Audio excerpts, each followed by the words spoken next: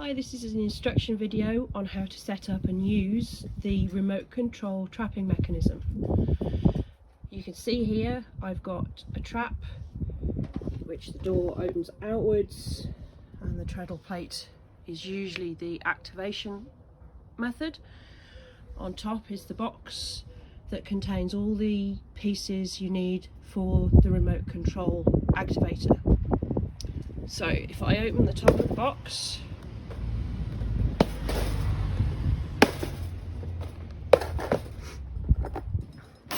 everything you need is inside. There are 4 rods. For this kind of trap you will only need 1 straight rod. There are spare rods with joiners in case you have larger traps with a treadle plate activator.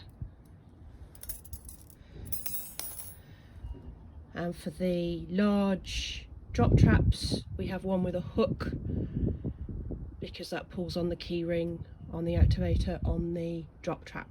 But for this treadle plate tunnel trap you just need 1 of the rods. Also inside the box are 2 remote controls. You will only need 1, but there's a spare just in case. A bungee cord and 2 small key rings. The 2 small key rings are the way in which you attach the rod from the remote control box to the trapdoor. So I shall show you how to set that up now. So the way in which you attach the remote control trap activator to the trap is using the rods, as I've said. And you feed one of the rods through the actuator. So this is the lever that goes in and out.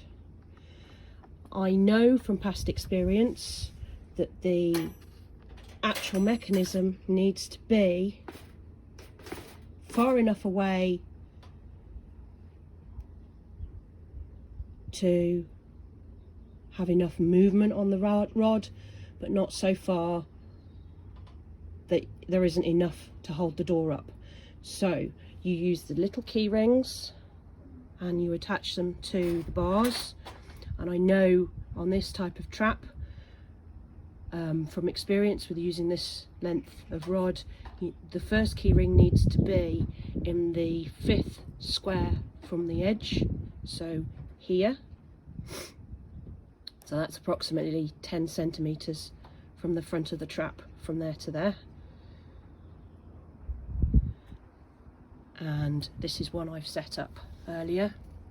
So the front of the trap and the key ring is about 10 centimeters away.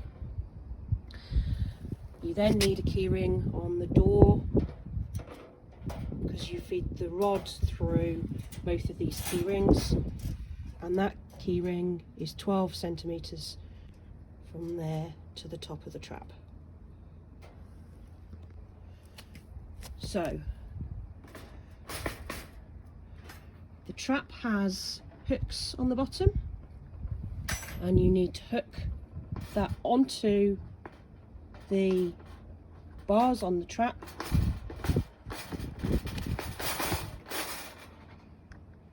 But you need to make sure it's far enough forwards when you open the door. This key ring hooks over the end of this rod. So this rod has to go through both of these.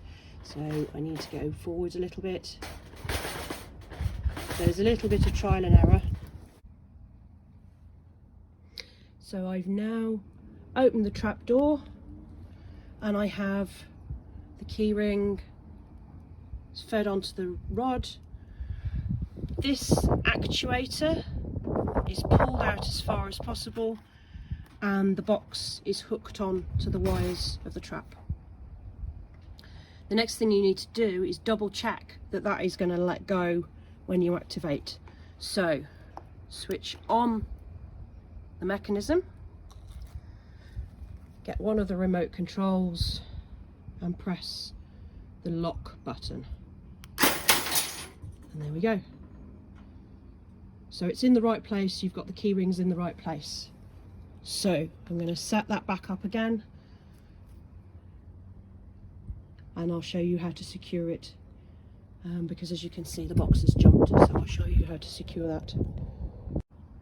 So I've set it up again so I know, having tested it, it's all in the right place. I've left it switched on, the button is in the on position. What I'm going to do now is I'm going to put the lid back on the box, because it's then weather tight, because as we all know, trapping isn't always a fair weather game.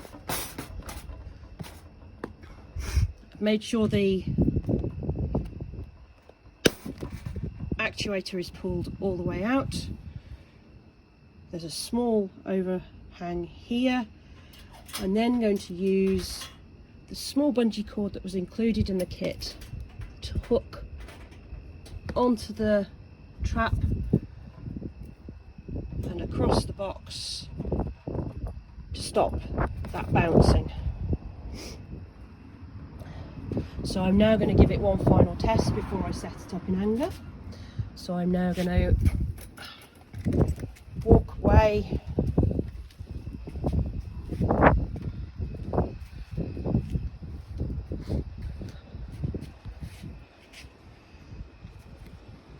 Remember, it's the lock button, and there we go. You have your remote control cat trap activator. As you can see, we've done nothing with the treadle plate, so to use it as a standard trap, you just set it up as you would with a mechanism on the door attached to the treadle plate. The range on this, I've done it from inside my car quite easily with all the doors and windows shut, from at least 50 foot away. If I just zoom up, you can see the building at the end of the road is a school. I've been up at the school and activated a trap on my driveway. So, happy trapping. One thing I forgot to mention was the batteries. There's a small cross-headed screw that you need to undo, slide the battery lid off, and it takes AA batteries. But as long as you remember to switch the pack off after you've used it, there shouldn't be any issues with batteries for quite some time.